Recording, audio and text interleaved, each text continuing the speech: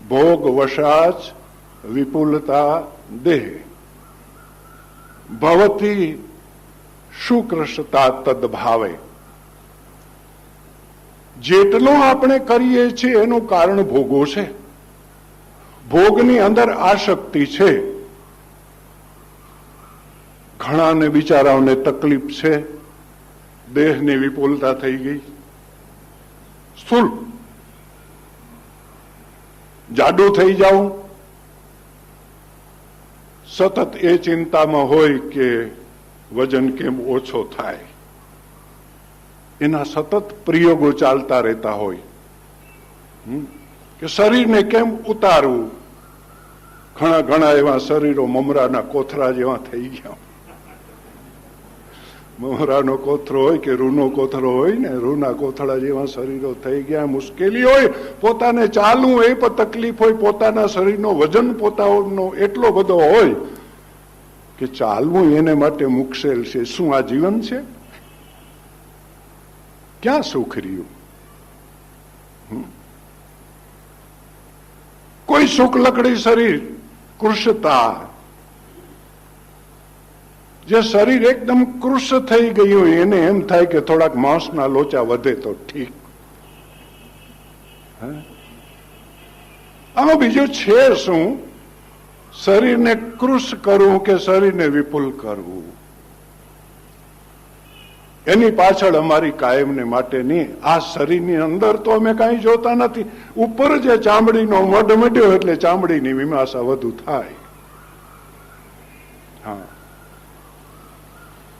વિપુલતા, સ્થૂલપણું થવું અને ક્રશપણું થવું, એને માટે સતત આ જે શરીરનો કાયમને માટેનો એ ધર્મ છે.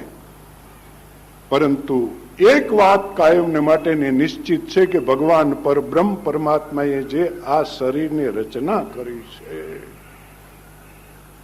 એ રચના તો વિજ્ઞાનીઓને ખબર હશે કે શરીરને જ્યારે ખોલતા હશે અને ખોલતા હશે ત્યારે એમાંથી જે અવયવો, જે પછી એને હૃદય કહો કે જે કહો, કારણ કે હું તો સાયન્સ કે વિજ્ઞાન ભણ્યો નથી એટલે મને તો નામે ના આવડે.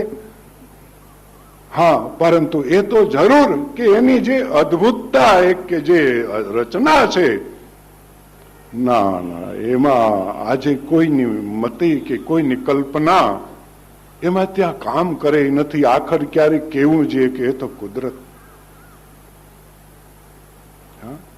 એવી અદ્ભુત આ માનવ તનની રચના કરીશ, કાયમને માટે શરીરની એવી રચના કરીશ. મને એ ઉપરથી એક થોડુંક યાદ આવ્યું કે ભગવાન પરબ્રહ્મ પરમાત્માએ કેવું સુંદર આ માનવ તન દઈ દીધું. એ સર્જનહારાએ કેવું આ સારું અમારી આંખે દેખાય એવું સુંદર કેવું જગત એને સર્જી નાખ્યું.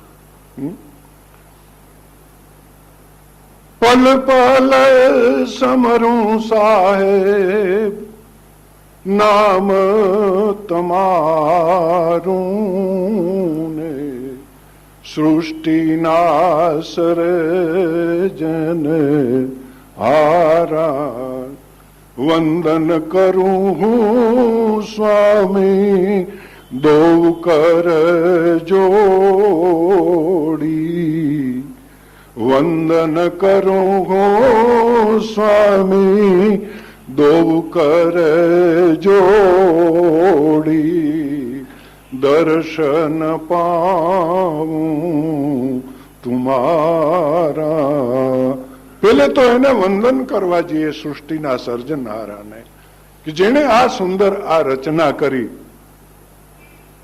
પ્રથમ સાહેબ તમે રચા ઓમકારા,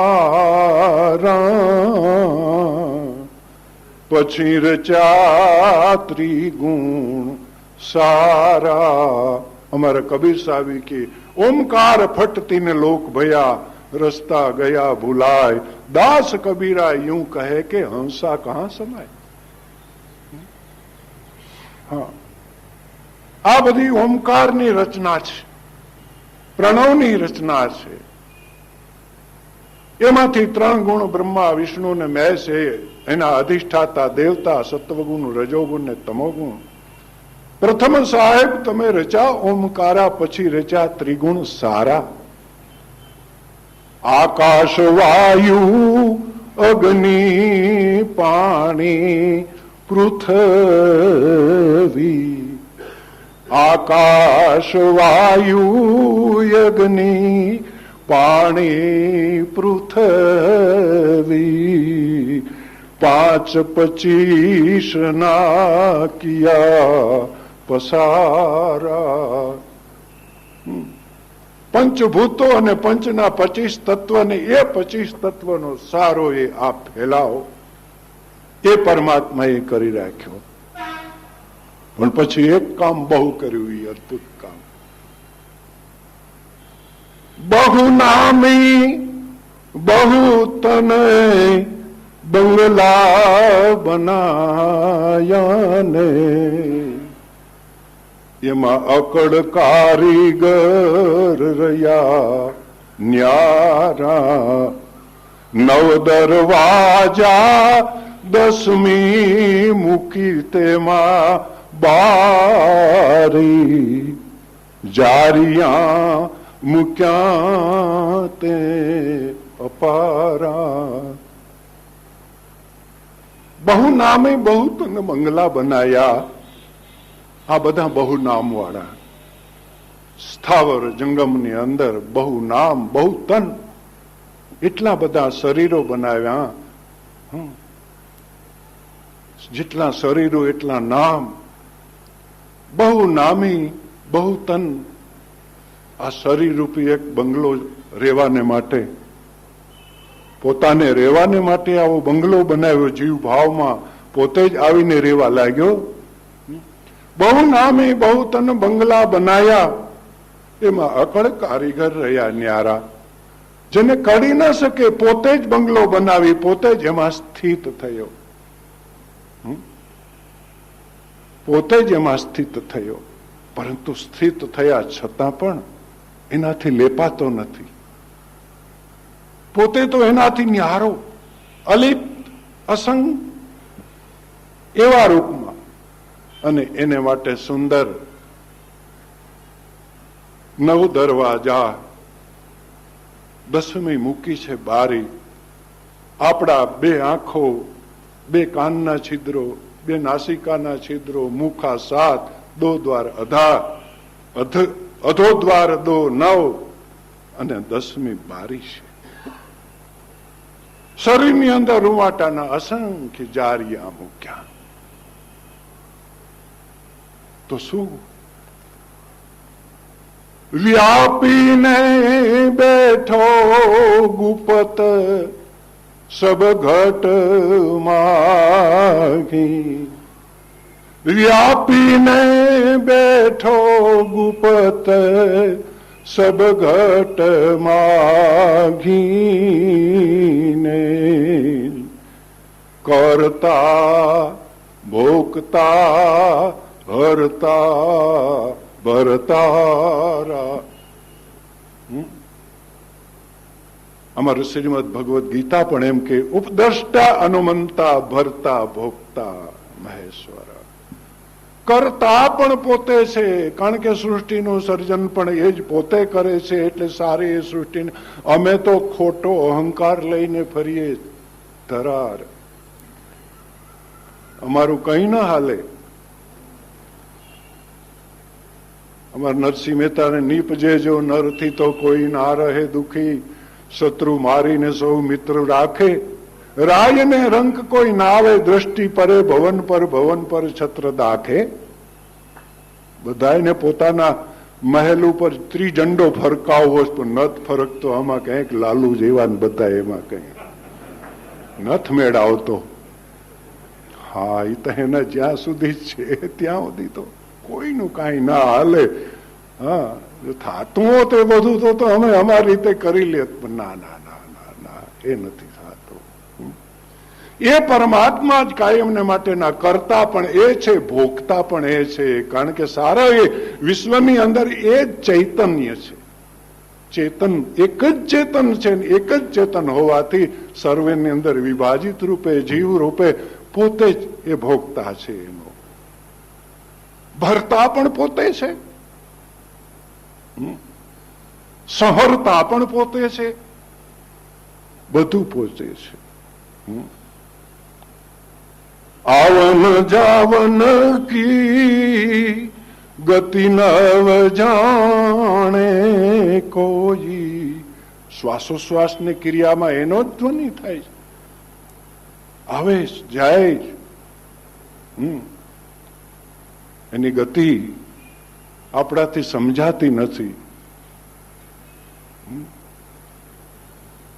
અસંગ નિરવિકારા અસંગ નિર્લેપ નિરાકારા તારી સાહેબી એ તું જ ભલી જાણે ને. એની રચના એ સમજી શકે, એની રચના એ સમજી શકે. તારી સાહેબ સાહેબી તું જ ભલી જાણે. નિર્લેપ નિર્વી નિરંજન નિર્વિકારા ભજન પ્રકાશ તારા ચરણોનો દાસા. ભજન પ્રકાશ તારા ચરણોનો દાસા. આ દેહમાં પાવું દીદારા.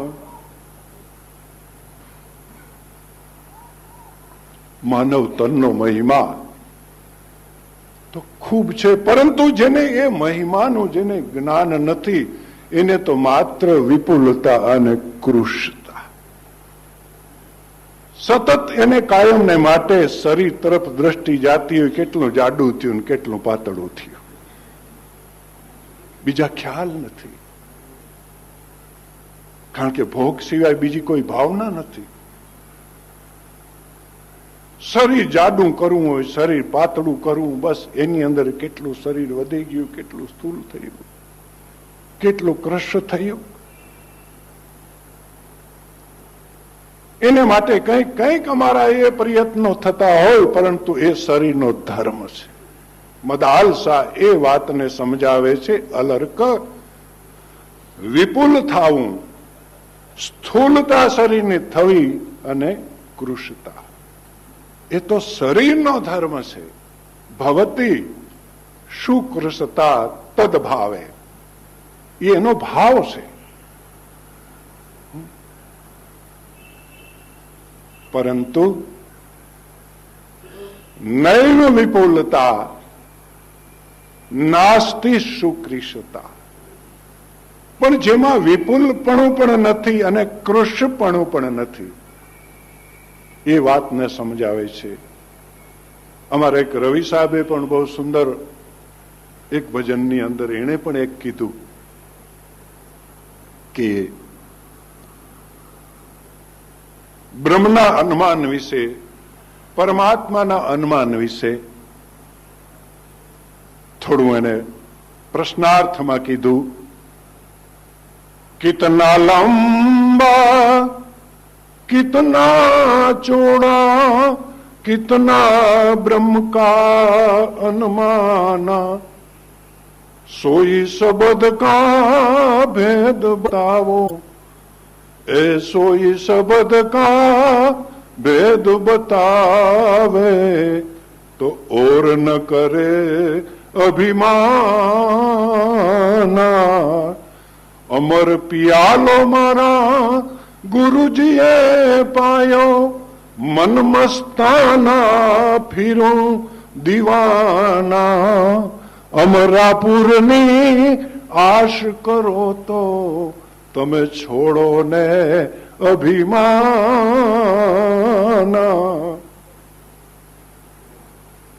સંત કેટલા પ્રસન્ન છે કે મારા સદગુરુએ અમને અમૃત પ્યાલો, જ્ઞાનામૃત છે ને, એ જ્ઞાનામૃત ગુરુ દ્વારા જો પીવાઈ જવાય ને તો અમૃતોહમ અભયોહમ એ અનુભવ મને નીકળવા બહાર, એવા ધ્વનિઓ બહાર નીકળવા માંડે. અને એ જીવનની કાયમને માટેની એક મસ્તી પ્રગટ થઈ જાય, તો એવો સદગુરુ જે પ્યાલો પાય, જીવનની અંદર મસ્તી આવે, મસ્તાના ફરું દીવાના. પણ સંત એમ કહે છે કે તમે પણ જો એ અમરપુર જે છે કે જ્યાંથી પાછું યદ ગત્વાના નિવર્તન તે, જ્યાં ગયા પછી પાછું આવવું પડતું નથી, એ અમરપુર છે. તમે પણ જો ઈચ્છા કરતા હો તો દેહાભિમાન છોડો, દેહનો અહંકાર તોડો. દેહ આત્મા નથી. મદાલસા પણ એ વાતને સમજાવે છે, જેમાં વિપુલતા, કૃશતા, એ તો શરીર છે. તું એનો દ્રષ્ટા છે, તું એને જુએ છે કે શરીર કૃશ પણ થાય છે અને શરીર વિપુલ પણ થૂલ પણ થાય છે. તો એને હું જોઉં છું, એનો હું દ્રષ્ટા છું, એનો હું સાક્ષી છું. तो कितना लंबा, कितना चौड़ा, कितना ब्रह्म का अनुमाना प्रश्नार्थ કર્યો, પ્રશ્ન કર્યો છે પોતે. શું બ્રહ્મનું અનુમાન, પરમાત્માનું શું અનુમાન, કેવું લાંબુ, કેવું ચોડું? પ્રત્યુત્તરમાં એમને કીધું,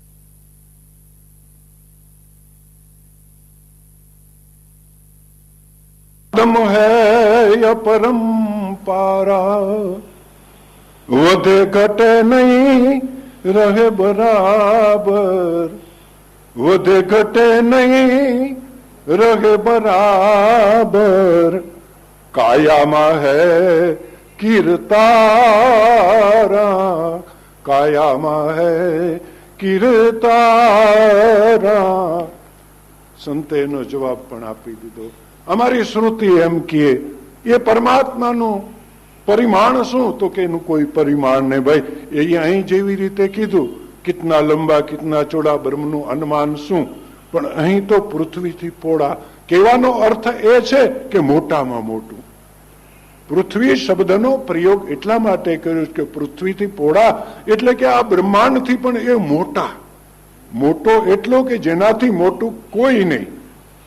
અને પાણીથી પણ પાતળા, પવનથી પણ પાતળા, ને પાતળો એટલો કે અણુથી પણ પાતળો. અણોરણ્યો મહતો મહ્યાન. અણુથી પણ જે અણુ છે અને મહતથી પણ જે મહત છે, એવું આત્માનું સ્વરૂપ છે. એ વાત અલર્ક ને મદાલસા સમજાવે છે કે દીકરા, નૈવ વિપુલતા નાસ્તિ સુકૃષ્ટા. તારી અંદર વિપુલતા નથી. જાડુ થવું, કૃશ થવું એ તારો ધર્મ નથી, એ તારો એ શરીરનો ધર્મ છે. બાકી ત્વમ પરાત્મની સદભાવે, તું તો એથી પરમાત્મા કહું કે પર આત્મા, આ બધાથી તું પર. અમારા શંકરાચાર્યજી મહારાજ પણ કહે છે, ના ત્વમ દેહો, તું દેહ નથી. ના ત્વમ દેહો નેન્દ્રિયાણી, આ ઇન્દ્રિયો પણ તું નથી. ન પ્રાણો, પ્રાણો પણ તું નથી. ન મનો, મન પણ તું નથી. ન ધી, બુદ્ધિ એ પણ તું નથી. શા માટે એ તું નથી? તો કે વિકારીત્વા, એ બધા વિકારો છે.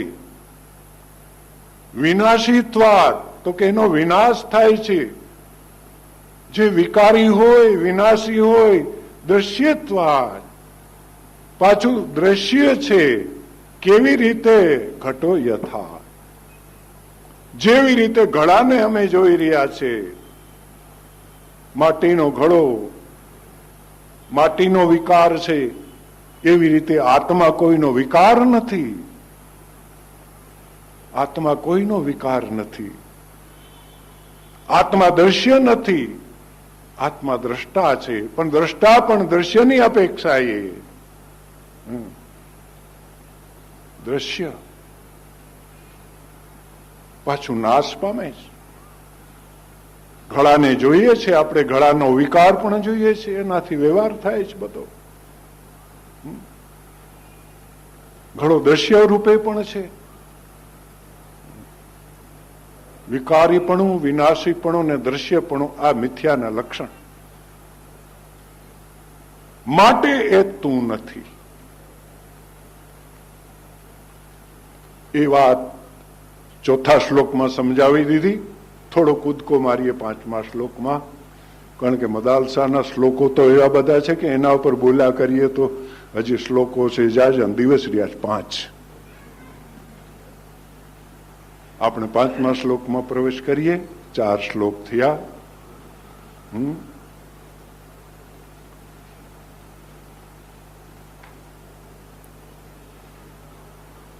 વસ્ત્ર વિનાશે યથા શરીરે, વસ્ત્ર વિનાશે યથા શરીરે, કસ્યાપી નાસ્તિ વિનાશમતિ, કસ્યાપી નાસ્તિ વિનાશમતિ,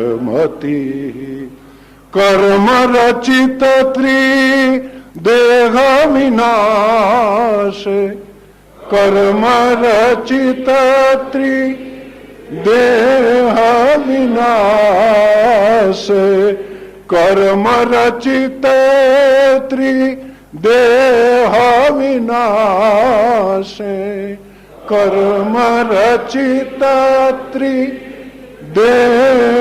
વિનાશે, ત્વં આત્મની કાચ ક્ષતિ, ત્વં આત્મની કાચ ક્ષતિ. પાંચમા શ્લોકની અંદર મદાલસા એ વાતને સમજાવે છે. હવે આ શ્લોકની અંદર ચોથા શ્લોકમાં એને કીધું કે શરીર વધઘટ થવા વાળું છે, કૃશ થાય અને સ્થૂલ થાય, જાડું થાય ને પાતળું થાય. હવે આ શરીરનો ધર્મ વાસાંસી જીર્ણાને જેવી રીતે ગીતામાં પણ શ્લોક આપ્યો છે, એવી રીતે આ મદાલસા આ વાત સમજાવે છે.